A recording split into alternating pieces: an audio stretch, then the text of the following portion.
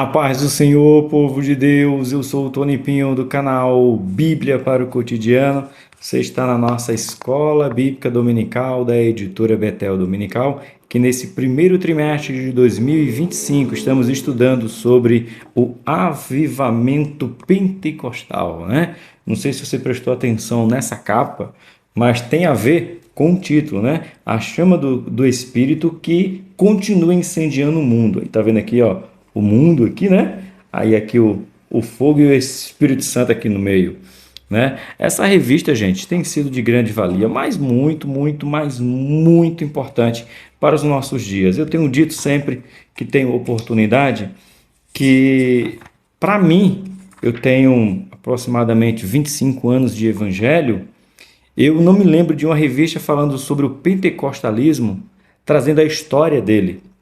Nós tivemos os 100 anos da Assembleia, que foi sobre o Pentecoste, e tanto na CPAD quanto na editora Betel, mas com esse rico detalhe de desde o dia do Pentecoste até o processo que a igreja passou, os seus pré-reformadores, os seus reformadores, os seus pós-reformadores, para poder chegar no que nós conhecemos hoje como movimento pentecostal, assembleano, que é a grande maioria dos que me assistem aqui. Isso é Belém, isso é Adebrais, isso é Missão, enfim, as Assembleias de Deus tradicionais, né?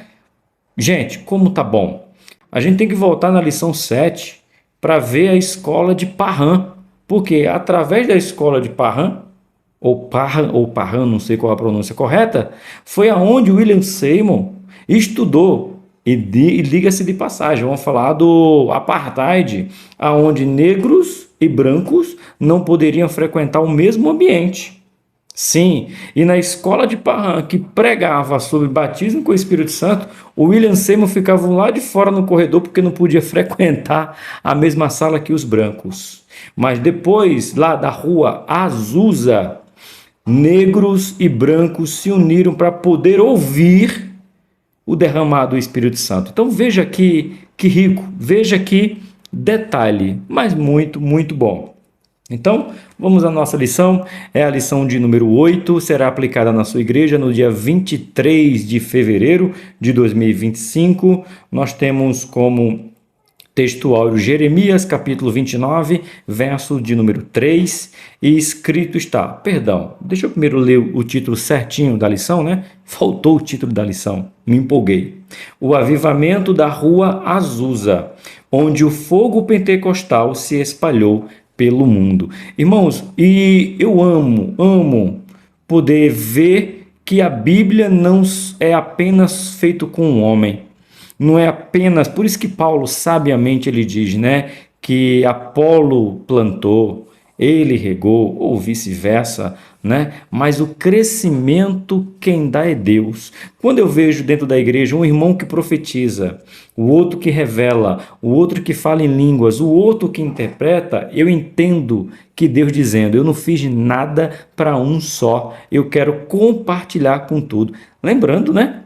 Olha só que memória que vem aqui, eu falando de uma coisa, lembrei de outra, que Deus gosta tanto de compartilhar que no céu é Pai, Filho e Espírito Santo. E ele derramou sobre nós os seus atributos, né, comunicáveis, para que nós, como igreja de Cristo, possamos espalhar o reino. Eu de um jeito, outro de outro, um prega pulando, o outro prega com o microfone como está aqui o meu, parado. Eu, por exemplo, não é brincadeira, eu prego com o microfone no pedestal, eu deixo ele bem quietinho lá, né? Eu brinco que se dá na minha mão eu corro. Não é verdade, é apenas uma brincadeira. Mas tem irmão que não para no púlpito, outro fica parado. Isso, irmão, é a multiforme graça de Deus. Né? Aqui eu recebi muito comentário de irmãos que comentaram aqui, comentários respeitosos. É porque eu não decoro o nome do pessoal, mas muita gente comentando, discordando de mim sobre batismo com o Espírito Santo com evidência de língua. Não tem problema, porque o seu comentário, meu irmão, foi respeitoso, né? Falando dos apóstolos, dizendo que não tem apóstolos hoje, porque quem ungia apóstolo eram os apóstolos, e hoje não tem apóstolos, né? Então, respeitoso, não tem problema. Você pode discordar de mim, pode expressar a sua opinião. Quando o comentário é assim, ô pastor, me desculpe, me perdoe, mas eu não concordo com esse seu ponto de vista. Não tem problema. Quando eu falei sobre vida superior, os irmãos discordaram de mim. Irmãos, isso não tem problema. É a sua opinião de algo normal que do nosso cotidiano. O que você não pode discordar é da Bíblia, que Jesus foi prometido que viria, que Jesus veio, que Jesus disse que vai voltar. Esse é a base. Tanto que, para a gente batizar alguém no Espírito, nas águas, o que a gente pergunta? O básico. Nós fazemos 3 perguntas. As 3 perguntas, 3 ou 4, 5, vai depender de cada ministério. E qual é a base? Você crê que Jesus é Filho de Deus? Você crê que Jesus morreu na cruz? Você crê que Jesus ressuscitou no 3º dia? Você crê que Jesus foi ao céu? Você crê que ele voltará para buscar a sua igreja? Ponto. Aquele que crê nisso é a base do evangelho. Tá bom? Então, Deus abençoe. Qualquer comentário que for no nível dos 2 moços que comentou aí, que discordou de mim, pode comentar. Você tem todo o direito e eu respeito sua opinião. E quanto a isso, nós não vamos brigar. É só para você ver, porque aqui a gente vai falar da Rua Azusa. Por exemplo, aqui tem um assunto que a gente vai falar que poucos, eu vou falar de novo, poucos assembleanos sabem. Eu vou chegar no ponto. Mas você sabia que já existia pastora ou mulher no ministério pastoral dentro das igrejas muito antes do movimento feminista? Tem um pessoal aí, e aqui eu falo com um tom de revolta, de verdade. Vou dar direito de resposta, apesar que eles não vão me ver pelo tamanho do meu canal, mas 3 pastores que infelizmente eles omitiram isso quando faz um comentário sobre o feminismo. Primeiro, Rodrigo Mocelin, tem todo o direito de resposta, Rodrigo Mocelin. Iago Martins, todo o direito de resposta, Iago Martins. E Paulo Júnior, tem todo o direito de resposta. Mas vocês omitiram um fato histórico. As pastoras não vieram com o feminismo. Não é verdade, gente. Isso não é verdade. Em 1666, já existia a igreja do qual a liderança era por mulheres. Isso registrado em panfleto. Tá aí no Google. Procure você vai ver. Tá aí no Google. Mulheres. O feminismo só foi em 1848, 46, 1800, ou seja, 200 anos de discrepância. Mas esses 3 irmãos da linha reformada, calvinista, diz que as pastoras só vieram com o advento do feminismo. Não é verdade. Eles omitiram isso aí. Eu fico muito chateado quando eu vejo pessoas dando informação, defendendo o seu ponto de vista e não dizendo, olha, tem outro lado. Por que eu gostei da revista? Eu estava falando isso com o meu pastor Eli. Todo o movimento pentecostal, todo aqui, tudo que você está vendo aqui, o que você conhece, meu irmão, como avivamento pentecostal, Assembleia de Deus, canela de fogo, né? Sabe o hino? Divisa de fogo, varão de guerra, ele desceu na terra e ele chegou para guerrear. Pronto. Sabe isso aí? Vieram, irmão, dos irmãos calvinistas, metodista, presbiteriana. Tá aqui, tá. Você tá vendo isso aqui? Eu e o pastor Eli, todo domingo que a gente senta para aprender, hoje mesmo fazendo, vieram aqui, ó, o movimento de santidade. Vieram com quem? Com os metodistas. Não foi com os pentecostes, tá? Então, tudo que você conhece de avivamento, de santidade, de busca com o batismo com o Espírito Santo, como eles chamam de segunda bênção, que nós pentecostais não chamamos de segunda bênção, chamamos de batismo com o Espírito Santo, com poder de revestimento de poder, mas graças a Deus pela vida dos irmãos metodistas que encaminharam a gente para aprender a querer o batismo com o Espírito Santo, viu? Tá, ok. Voltando ao feminismo. Então, irmãos, pastora, essa ideia de pastor, professor, você concorda que tem a pastora na Bíblia ou não concorda? Veja, uma coisa é uma coisa, outra coisa é outra coisa. Parece ficar em cima do muro? Não, vou explicar para vocês. Uma coisa, irmãos, é eu não concordar com pastoras no ministério, sendo mulheres sendo pastoras, dirigindo igreja, dirigindo campo, enfim. Uma coisa é isso. Eu, Tony Pinho, não concordar, não achar adequado. Outra coisa é o que diz a Bíblia. Vale mais o que eu digo ou vale mais o que a Bíblia diz?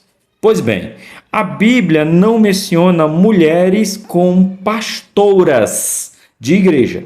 Isso é verdade. Não menciona. Não tem na Bíblia. Mas eu não posso dizer que não tem na Bíblia, e isso foi ideia de um movimento chamado feminismo. Não, eu tenho que ser, no mínimo, me perdoe a palavra agora se eu ofendo, eu tenho que ser, no mínimo, macho, homem, para sustentar e dizer, olha, a Bíblia não diz, e para mim não interessa se foi o feminismo, se foi o machismo, se foi o ateísmo, não importa quem foi o Satanás que inventou esse negócio aí, não importa. Agora eu estou baseando com o que diz a Bíblia, não é o que eu penso, é o que está escrito. Então esses homens aí, esses três, fazem os seus vídeos dizendo que eles não concordam com mulheres na Bíblia, principalmente. Não somente porque a Bíblia diz, parece que a Bíblia não é suficiente. E olha que esses irmãos prezam pela sola Escritura, hein? Prezam pela sola Escritura. Mas eles esquecem a Bíblia e falam que foi o movimento feminista, principalmente a terceira onda do feminismo, que surgiu as primeiras pastoras. Não foi verdade. 1666 tinham mulheres na liderança como pastora. Se você não sabe, a revista vai dizer no terceiro ponto ou é no segundo ponto? No terceiro ponto, que John Wesley era pastoreado por uma pastora. Que é isso, pessoal? Isso é bagunça com tudo nós assembleanos. No ponto 3 da lição, você vai ver que John Wesley foi pastoreado por uma pastora. O Azusa, o derramar do Espírito Santo. Você sabia disso? Me ajuda aí, irmãos. Bora fazer a nossa lição de casa. Está escrito. É na história. Procura saber. Quem foi o pastor de John Wesley? Junto era lá, porque aqui no Brasil a gente tem... Aqui também, né? A gente tem o segundo pastor. Por exemplo, meu pastor Eli é meu segundo pastor. O segundo pastor de John Wesley era uma pastora. Sabia disso? Pois é. Ah, mas não, irmão.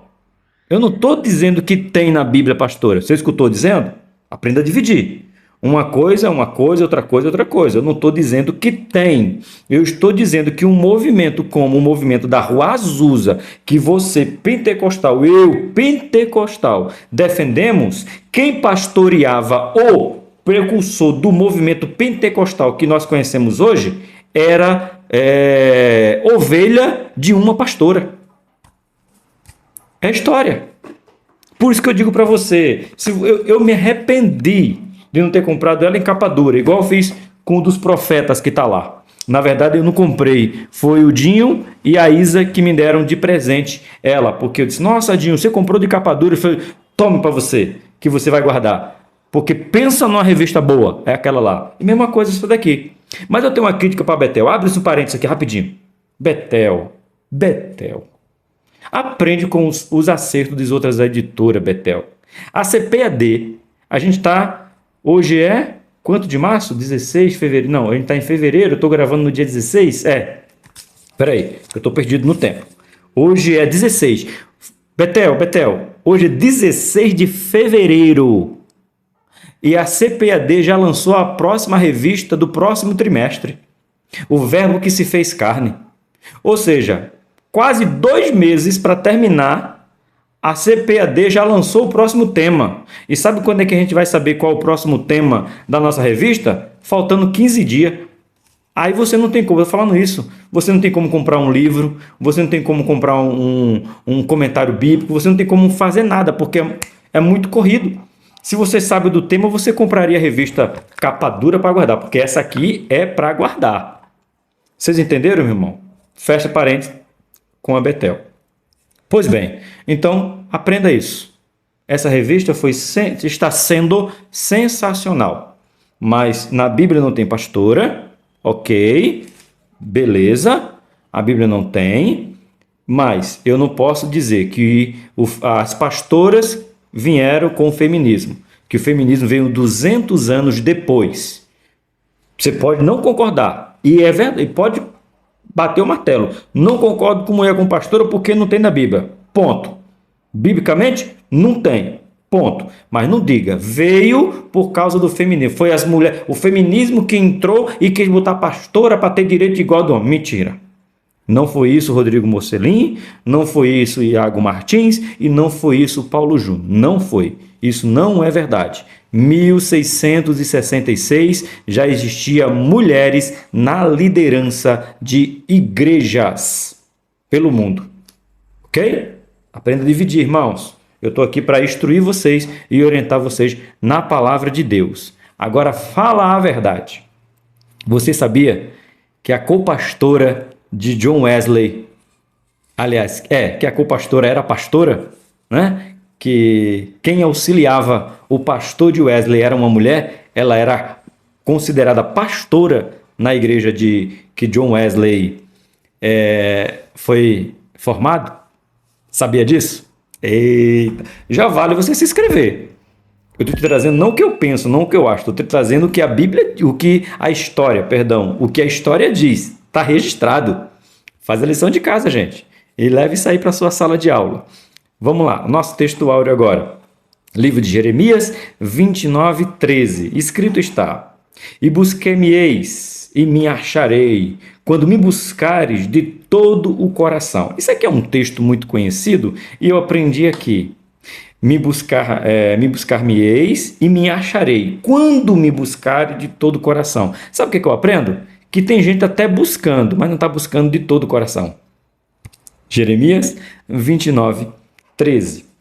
Verdade aplicada. É preciso clamar ao Senhor por um avivamento espiritual que ressalte em renovação e transformação para a glória de Deus. Então, tudo que eu sou, tudo que eu tenho, tudo que eu venha fazer tem que ser para a glória de Deus. É batido, conhecido de todos, mas Paulo diz que até o que eu como tem que ser para a honra e glória do Senhor. Nossos objetivos de hoje são 3. Conhecer a história do avivamento da Rua Azusa. Identificar a ação do Espírito Santo na vida de Seymour. E o terceiro objetivo, ressaltar a importância da Rua Azusa para os pentecostais. E eu antigamente falava Rua Azusa. Rua Azusa, não é Rua Azusa, é Rua Azusa, tudo juntinho. Fica aí. Leitura, Joel, capítulo de número 2. Está até aqui aberto. Joel, capítulo de número 2, do versículo 28 ao versículo 31. Escrito está: E há de ser que depois derramarei o meu espírito sobre toda a carne, e vossos filhos e vossas filhas profetizarão, e vossos velhos terão sonhos, e os vossos mancebos terão visões.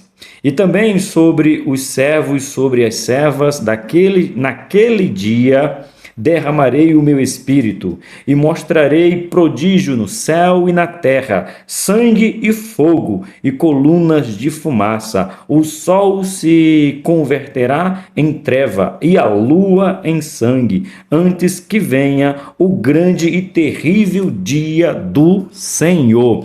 O que me chama a atenção nesse texto de Joel é Deus não fazendo acepção de pessoas, homens e mulheres. E você sabia que a pastora lá, eu devia ter anotado o nome dela, é porque na verdade eu pesquiso nesse celular aí, eu gravo com o celular, tá, gente?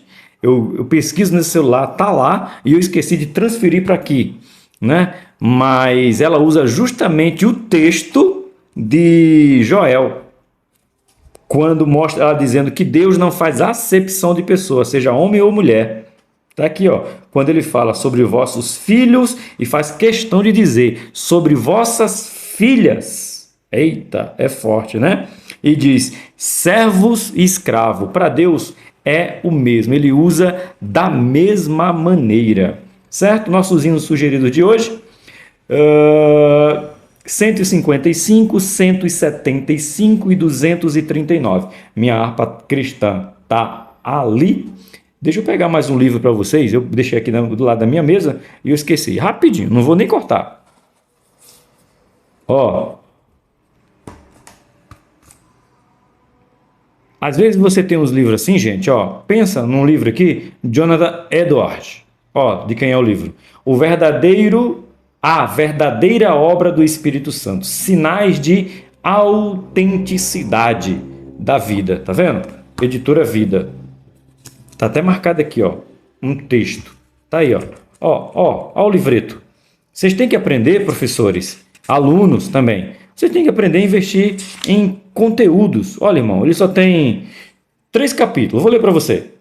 Sinais que supostamente negam uma obra espiritual. Olha, primeiro eu vou ensinar você o que não é o Espírito Santo.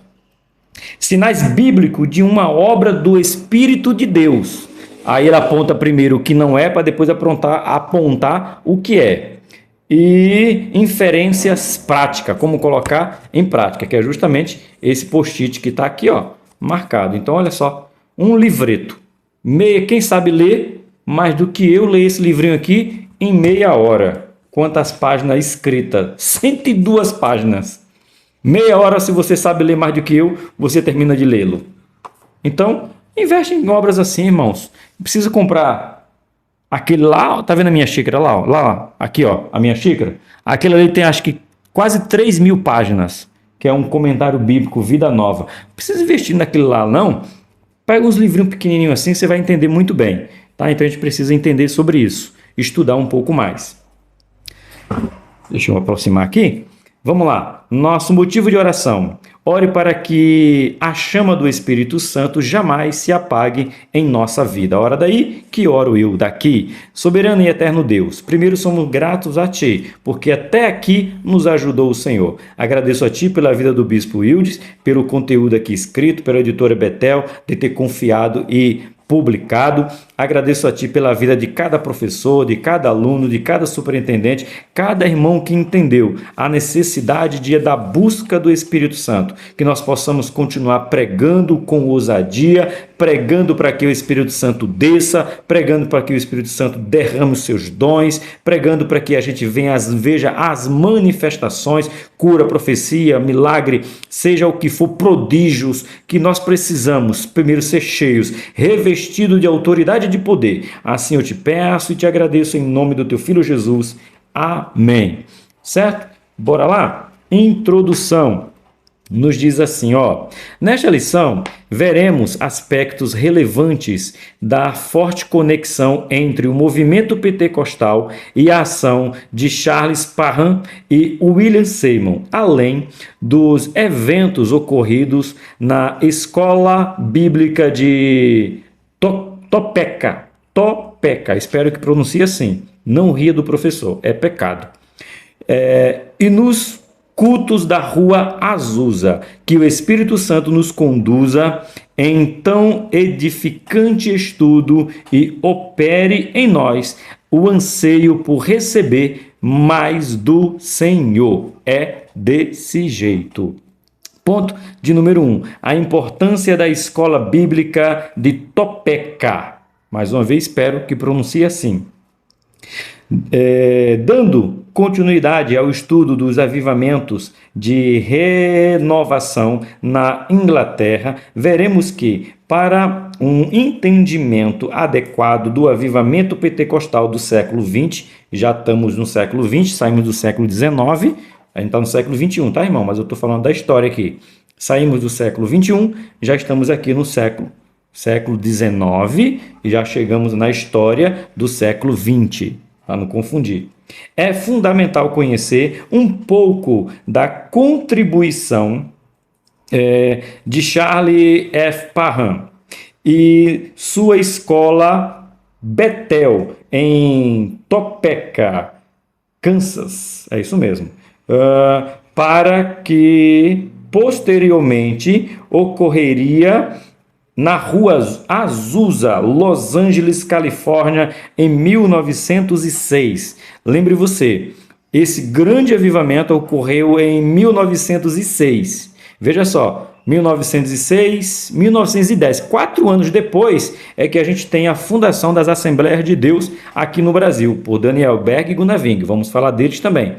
Então, veja só. E para quem não sabe, gente, vai falar aqui na revista, mas é acréscimo para vocês ir guardando, o movimento, para ser movimento, o grande avivamento, não precisa demorar 20 anos, 10 anos, 30 anos, não. Se você ainda não sabe, meu querido aluno, que o avivamento da Rua Azusa demorou apenas 3 anos. Foram 3 anos intensos de grande avivamento. Você sabe como foi que morreu William Seymour? Eu vou falar logo antes que eu esqueça. Você sabe como foi que morreu William Seymour? Pois é, William Seymour teve uma parada cardíaca. Como é que chama? Infarto do miocárdio. Acho que é isso a pronúncia correta. Um infarto.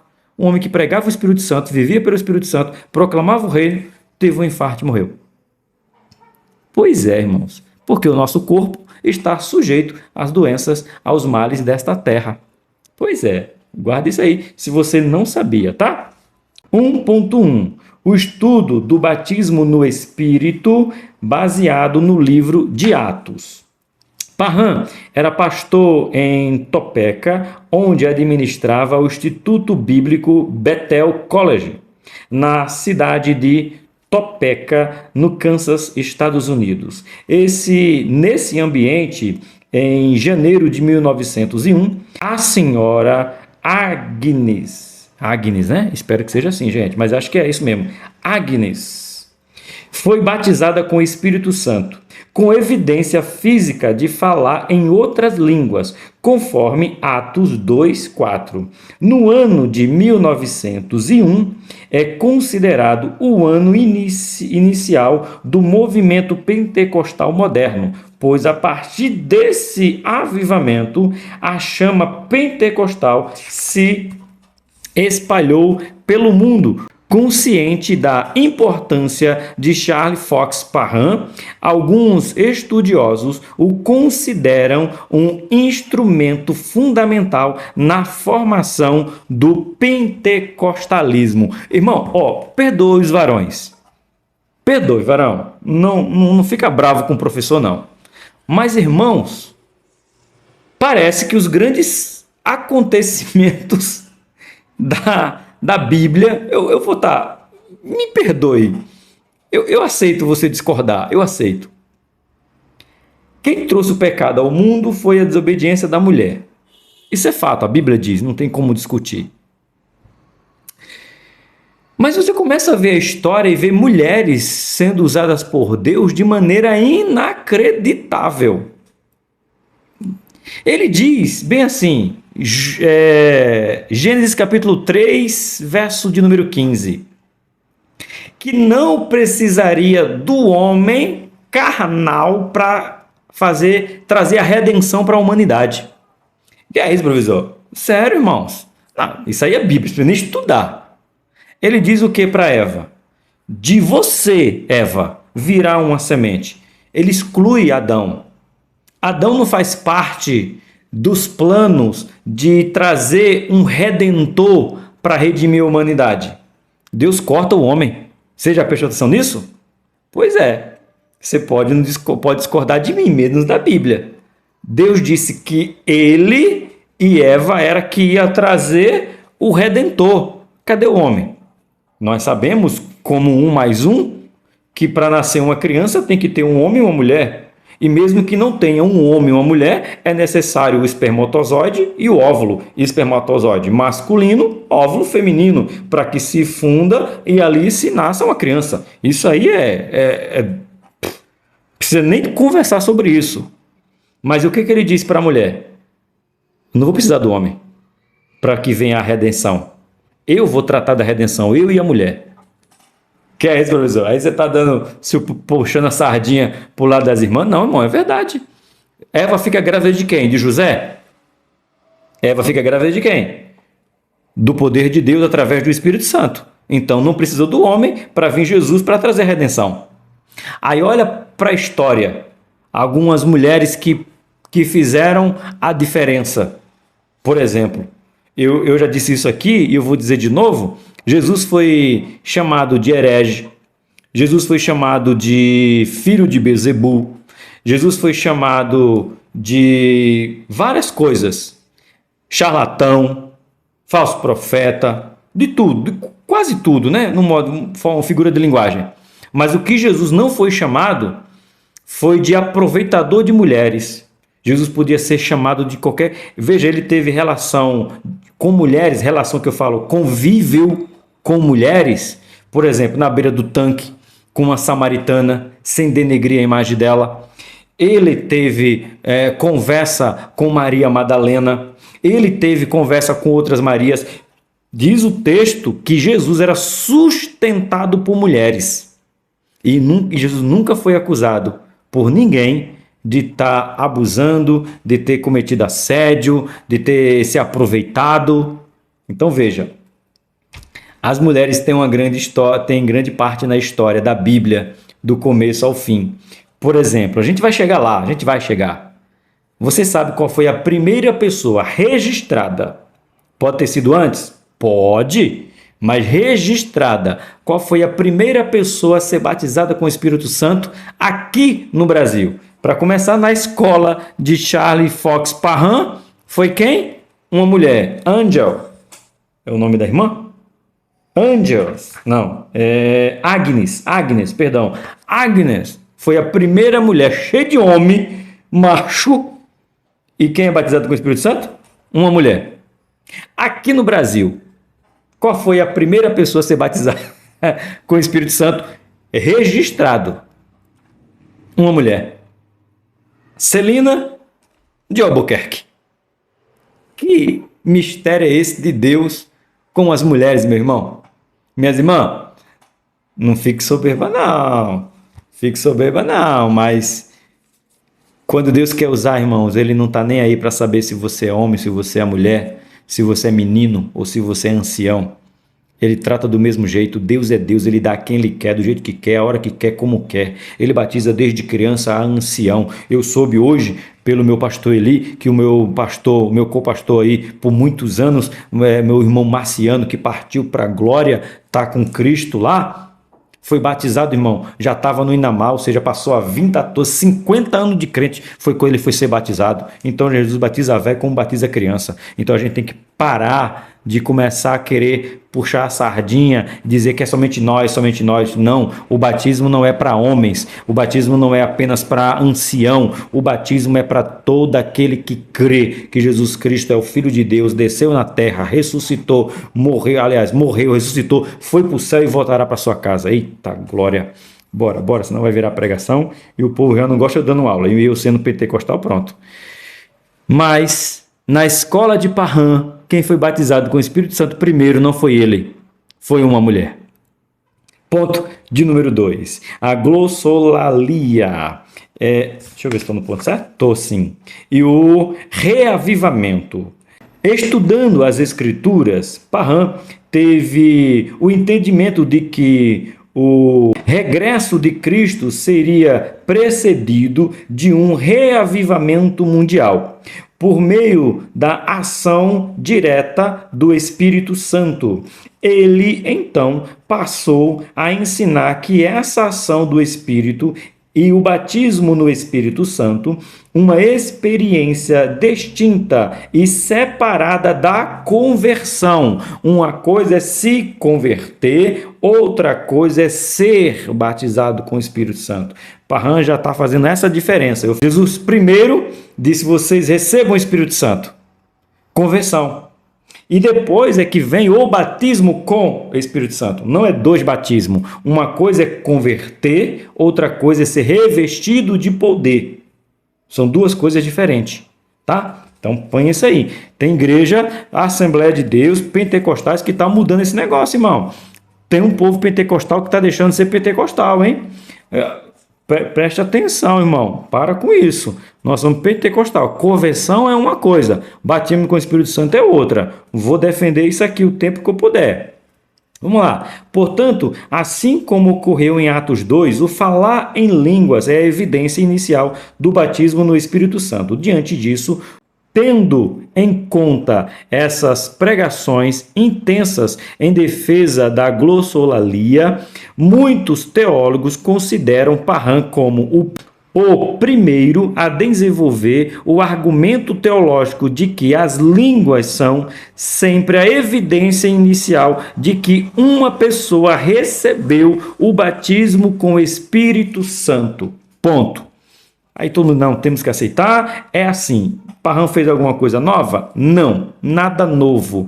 Tem gente que não acredita que para ser batizado com o Espírito Santo precisa falar em língua. Eu acredito no que está escrito na Bíblia, acredito nesses grandes historiadores, grandes homens que fizeram as Assembleias de Deus, que criaram as Assembleias de Deus, que estamos aqui porque teve alguém que cavou, chorou, padeceu por que está aqui e acredita que o batismo com o Espírito Santo vem com a evidência de língua. Se você não acredita, amém. Mas eu acredito e vou continuar dizendo, batismo com o Espírito Santo só acontece com evidência de línguas.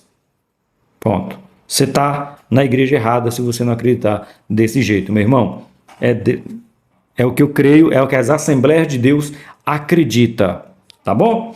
Ponto 1.3. A relevância na construção do movimento pentecostal. Como vimos nas lições anteriores, no final do século XIX foi marcada por grande expectativa e anseio de um novo avivamento espiritual para o povo de Deus. Eaton, não sei pronunciar esse nome desse moço aí, mas enfim, escreveu que o século XX alvoreceu com muitos andando na ponta dos pés como se estivesse na expectativa de que Deus estivesse prestes a fazer. É certo que na Inglaterra, Irving, foi a lição de número 7 passada, a gente estudou um ponto só sobre esse moço aí. Já defendia que a glossolalia é um sinal do batismo com o Espírito Santo. Ou seja, já tem uma história, já estava aqui registrado, está aqui, ó, ponto 2.2, 1792, ele já defendia que batismo com o Espírito Santo era com evidência do falar em línguas. Lição de número 7, 2.2, para ser mais exato. Tá bom? Bora continuar. Há registros históricos de pessoas que falaram em línguas como fruto de profunda experiência com Deus, em diferentes partes do mundo, bem antes do ocorrido no início de 1901. Como exemplo, podemos citar uma antiga obra de Emílio Conde sobre o derramamento pentecostal na história. Contudo, foi Parham que, além da formação da doutrina da evidência inicial, cunhou os nomes mais tradicionais aplicados no moderno pentecostalismo, entre eles movimento pentecostal, movimento da fé apostólica. Ele ainda fundou o período fé apostólica, que se tornou um modelo para os jornais de linha pentecostais. Ou seja, tem uma história dizendo, aliás, tem a história dizendo, não uma história como se fosse mentirosa, né? Tem a história dizendo que antes de 1700, que foi a de 1790, antes de Parham, já se pregava e já tinha evidência de pessoas sendo batizadas com o Espírito Santo, com evidência do com evidência do falar em línguas. Ok? Até aí tudo bem? Como diz os professores, até aqui alguma pergunta? Se como eu não tenho como responder para vocês, então bora para o ponto de número 2. Está gostando? Fazer feito o pastor Júlio do Boa Semente. Está gostando? Então não deixe de curtir, comentar e se inscrever. Se quiser apoiar o canal, faz um pix aí e deixa Deus te usar. Pastor Júlio do canal Boa Semente. Crente. da aula também da editora Betel. Professor, você está falando para a gente ir para outro canal? Você, irmão, é o reino.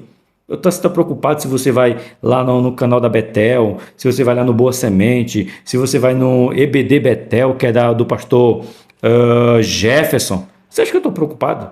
Eu estou preocupado que você aprenda a palavra de Deus, que você seja cada vez mais um aluno que possa se tornar um professor para propagar a palavra de Deus, irmãos. Eu não estou em competição com ninguém, eu quero ensinar a palavra de Deus. Então vá lá para esse canal e aprenda também. Aprenda, é desse jeito. Ponto de número 2. A importância de William Seymour. Joseph Seymour teve grande importância na história do movimento pentecostal, tendo sido um dos alunos de Parham na escola bíblica em Houston. É isso? Houston, não sei falar nem português, né?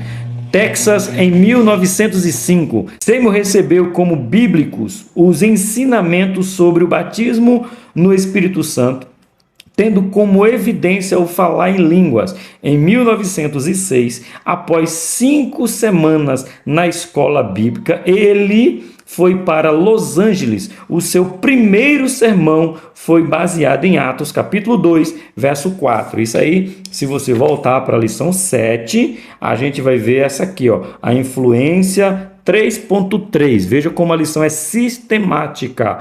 3.3 da lição 7 já vai dizer a influência da Rua Azusa em 1905 em Los Angeles, na igreja Movimento de Santidade, esteve vivenciando um grande renovo. Aqui, ó. O texto que William Seymour ministrou foi Atos capítulo 2, verso 4. Então, uma lição completa a outra.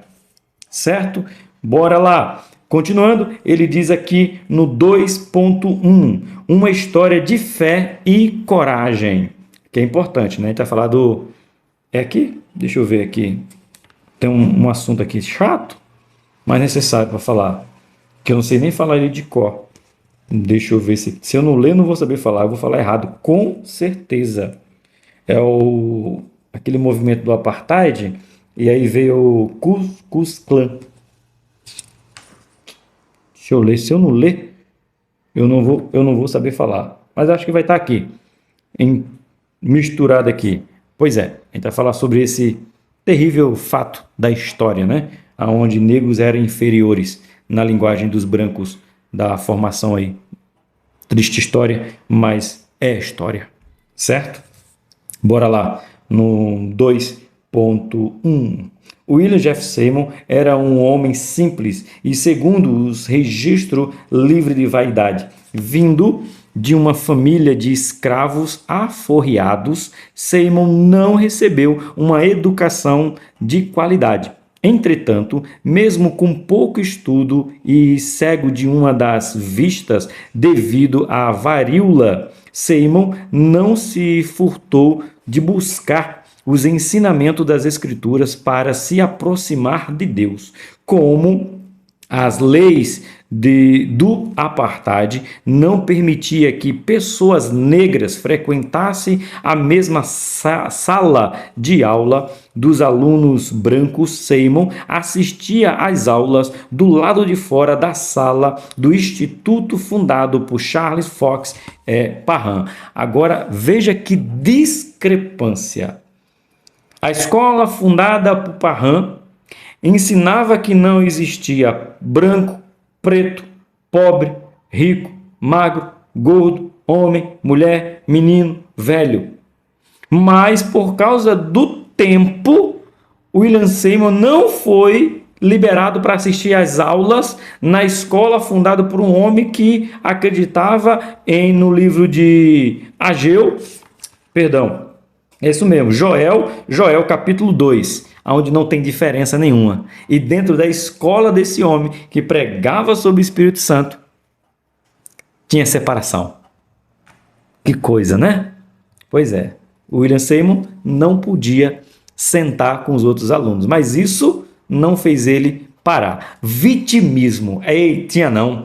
Ele ficou lá de fora, escutava toda a lição, anotava e foi cheio, deu lugar para o filho de Maria. É isso aí, irmão. Temos que parar com o vitimismo, irmão, e vamos para cima, porque nós precisamos. O apartheid foi uma realidade nos Estados Unidos. O movimento Ku Klux Klan, se eu não ler, eu não vou saber pronunciar correto, me perdoe, foi um movimento terrível, mas isso não parou o William Seymour, tá? 2.2.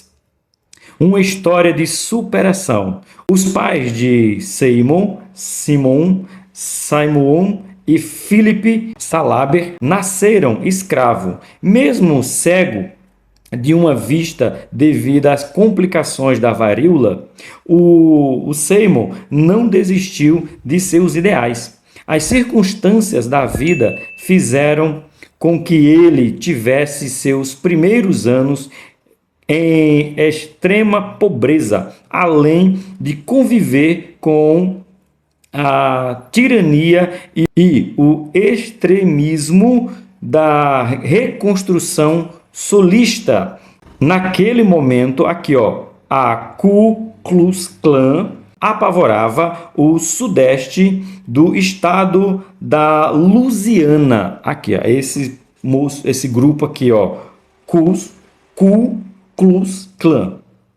Então apavorava, irmão, matava de verdade, só pelo fato de ser negro. Matava. E foi aonde o William Seymour vivia, o contexto que ele vivia. E mesmo assim ele não se vitimizou. Cego por causa da varíola, aliás, de um olho, tá? Mas disse, eu quero é Deus. É isso desse jeito. 2.3. Um líder pentecostal. William Seymour é considerado uma das figuras religiosas mais importantes do século XX. Um exemplo de fé, vida de oração, anseio por receber mais de Deus e perseverança no contexto histórico da segregação racial, rejeição e incompreensões. Como registrou Cian, Seymour estava destinado a ser usado na condução do avivamento da Rua Azusa e assim tornou-se uma figura proeminente do avivamento mundial. O William Seymour não se conteve. Lembrando que Parham também foi batizado com o Espírito Santo, tá, gente? Ele não foi o primeiro, como falamos, foi a primeira uma mulher, mas ele também foi batizado com o Espírito Santo e na escola dele se pregava batismo com o Espírito Santo. Eu recomendo você assistir o documentário, aí sim, documentário sobre o avivamento da Rua Azusa. Assiste que você vai ver quão grandioso é. Tem um texto lá, se não fosse escrito nos jornais seculares, a gente dizia que era mentira. Diz o texto bem assim lá, ó, num relato, tem um jornal dizendo: muitas vezes nós fomos chamados pela vizinhança, os bombeiros foram chamados para apagar um possível incêndio. E quando chegávamos lá, não era a igreja que estava num movimento que não sabemos explicar. É isso, gente. É para dar glória misturado com aleluia. Como eu gosto de dizer, é glória gloriosa. Pois é. No documentário, diz bem assim, que quando as pessoas... Sabe aquele salmo que diz assim, alegrei-me quando me disseram, vamos à casa do Senhor? Pois bem, o documentário diz que quando as pessoas adentravam na Rua Azusa, elas já sentiam a presença de Deus. Não era na igreja, não era no portão da igreja. Não. Quando elas entravam na Rua Azusa, elas já sentiam a presença de Deus. Que é isso, irmão? Pois é, isso aí é o que? É o grande avivamento de onde nós vivemos, os pentecostais, viemos deste movimento. E glória a Deus pela vida desses homens que lutaram e não se ficaram vitimizando porque era negro, porque era pobre, porque tinha um olho só. continuaram na presença de Deus. Ponto de número 3, a importância da Rua Azusa. Foi na emblemática Rua Azusa que se deu início ao avivamento que os teólogos atuais apontam como o epicentro da expressão global do pentecostalismo no século XX. Já vinha. Você vai pegar lá antes da reforma, pega a revista, você vai ver, já estava. E tudo, irmão, sendo preparado. Séculos, anos, décadas, vamos lá, né? Anos, décadas, séculos sendo preparado, sendo arquitetado para o grande movimento, o grande mover, o grande preparo. E quando chega na época de William Seymour, é onde a gente vê o ápice, né? Como ele fala aqui, o epicentro do pentecostalismo acontece justamente lá na Rua Azusa. Eu não sei se vai falar aqui, mas a Rua Azusa, a igreja, no galpão que William Seymour fundou a igreja lá, que tinha a igreja, já tinha sido uma igreja antes. E por motivos não relatados na história, ela deixou de ser igreja, virou um depósito, virou um galpão abandonado, e William Seymour, como não tinha o que fazer, e diga de passagem, né? Vai falar aqui, ó, olha eu dando spoiler, adiantando aqui.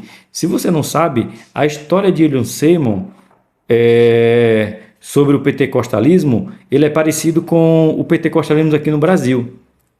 Qual é a semelhança? A semelhança é que a igreja que William Seymour estava pregando, onde eu falei para vocês que tinha a pastora lá, botaram ele para fora, porque ele estava dizendo que só era batizado com o Espírito Santo quem falava em língua. Foi. O William Seymour foi expulso, convidado a se retirar por livre e espontânea pressão. Sim, senhor. O William Seymour foi botado para fora. E a gente vê isso aonde? A gente vê isso na fundação das Assembleias de Deus. Daniel Berg e Gunnar Ving, pregando na Igreja Batista, foram convidados a se retirar por livre e espontânea pressão, porque eles disseram que estava errado esse negócio de falar em línguas. Semelhança, irmão. Tanto da fundação lá do movimento pentecostal do William Seymour com as Assembleias de Deus. Todos dois foram expulsos por acreditar no falar em línguas. Semelhança, tá aí. Tá bom? Bora lá. Lá foi o epicentro, palavra bonita, né? 3.1. Um lugar que entraria para a história.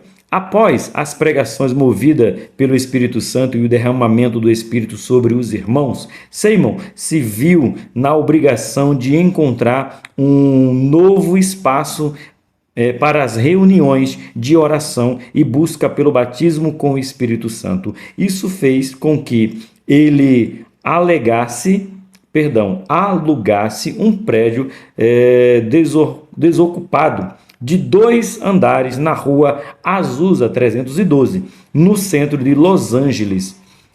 Segundo relatos, o local já havia sido templo da Igreja Episcopal Metodista Africana. Um dos irmãos que esteve presente no início do avivamento da Rua Azusa, Franklin, ele diz assim, ó: o irmão Seymour normalmente se sentava atrás de 2 caixas de sapatos vazias, uma em cima da outra.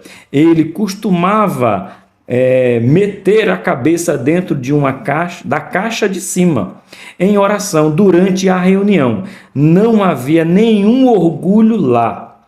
Edifício antigo, com vigas baixas e assoalho desencapados.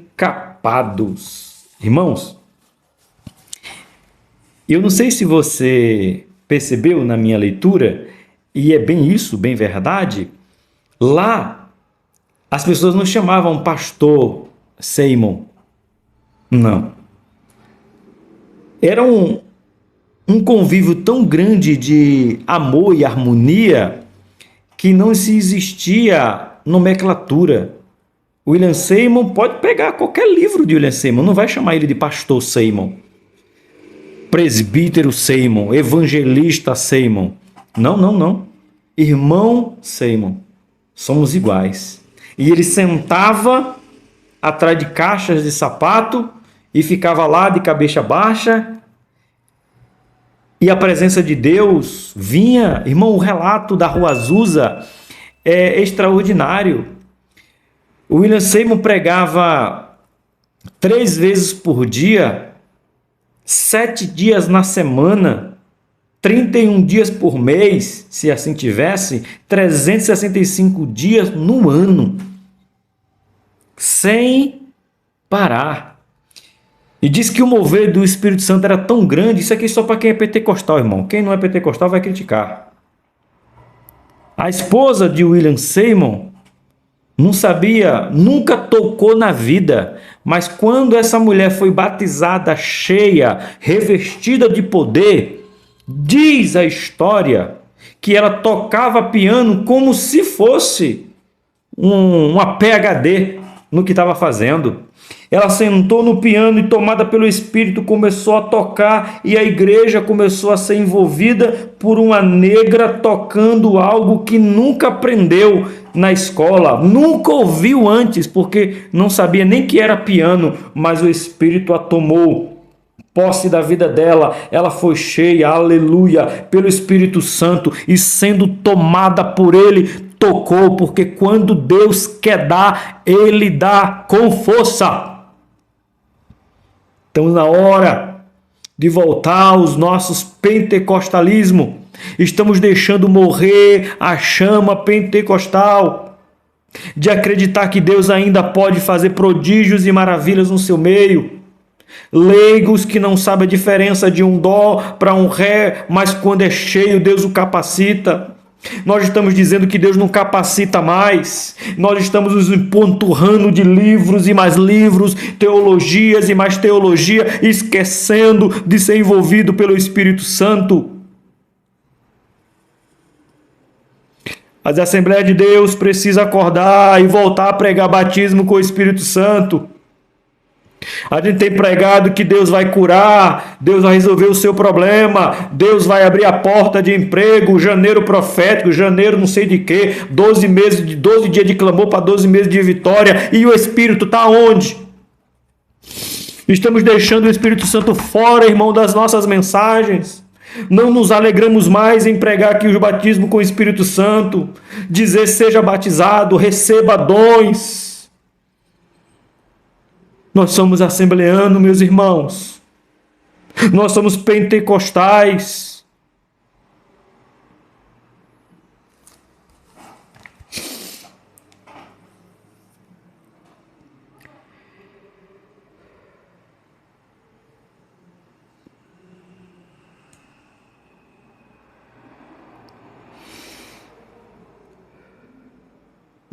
Três ponto dois.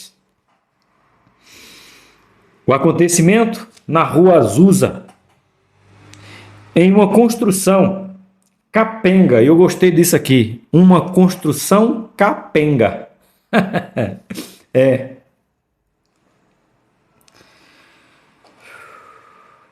Aleluia. Segundo um periódico da época, localizada no centro de Los Angeles, na Rua Azusa 312, houve um grande despertar do Espírito Santo. Já lemos Jeremias 29, né? Na visão de muitos teólogos pentecostais, foi naquele prédio que aconteceu o grande avivamento que abalaria as estruturas da Igreja de Cristo. Este novo despertar pentecostal atraiu milhares de pessoas de Los Angeles e cidades vizinhas, despertando o interesse pela busca do batismo com o Espírito Santo. Esse acontecimento ficaria conhecido como o avivamento da Rua Azusa. Parte azul aqui, Vinson escreveu assim, ó: o endereço era conhecido, Rua Azusa 312. O que aconteceu ali nos 3 anos seguintes, fascinaria os historiadores eclesiásticos por décadas.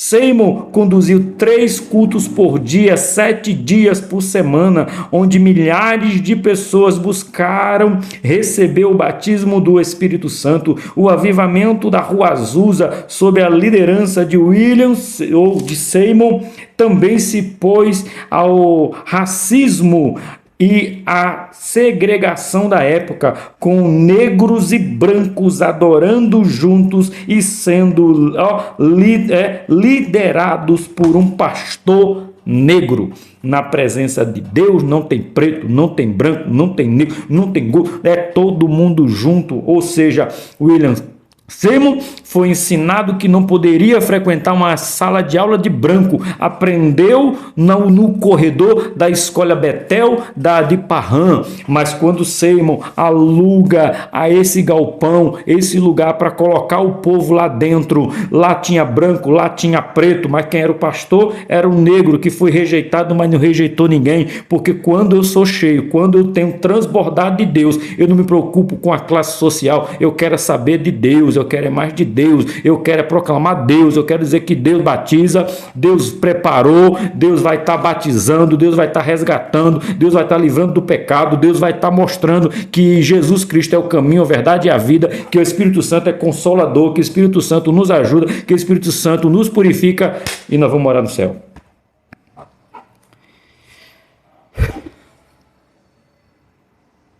(3.3) O fogo caiu em Azusa. O avivamento da Rua Azusa aconteceu devido a um autêntico derramamento do Espírito. Houve uma atuação transformadora no espírito dos irmãos que se reunia na Rua Azusa para clamar pelo Espírito. Isso mesmo, para clamar pelo batismo com o Espírito Santo. Ali foi o núcleo irradiador do avivamento que invadiu todo o mundo. Parte azul do professor. O Espírito operava profundamente. Uma pessoa inquieta ou que falasse sem pensar era logo repreendido pelo Espírito. Estávamos em terra santa. A atmosfera era insuportável para os carnais. Geralmente, eles passavam longe daquela sala, a não ser que já houvesse sido subjugado e esvaziados pelo Espírito. Só ia para lá os que verdadeiramente buscavam a Deus, os que estavam comprometidos com Ele. Ali não era lugar para manifestações emotivas, nem para ter ataques ou dar vazão aos sentimentos negativos. Os homens não gritavam naquele tempo, eles buscavam a misericórdia do Senhor diante do seu trono. Aleluia. Glória. Para encerrar. Conclusão. O avivamento da Rua Azusa abalou a estrutura da igreja. Por isso é preciso pedir ao Espírito que opere em nós o anseio por receber mais de Deus, a humildade para não sermos dominados pela soberba, o discernimento para não sermos confundidos e a consciência de que dele e por ele e para ele são todas as coisas. Glória, pois, a ele eternamente. Amém. Que Deus abençoe vocês, que vocês tenham sentido a presença do Espírito Santo, que a letra não seja apenas mais uma ferramenta, mas que o Espírito Santo seja quem mova você. Que o Espírito Santo seja aquele que vem encher você. Que o Espírito Santo seja o seu mover. por Ele, para Ele e para Ele e por Ele. Que você seja cheio da presença. Não se contenha na presença do Espírito, ele é incontrolável. Quando disse Jesus a Nicodemos, o vento sopra onde quer.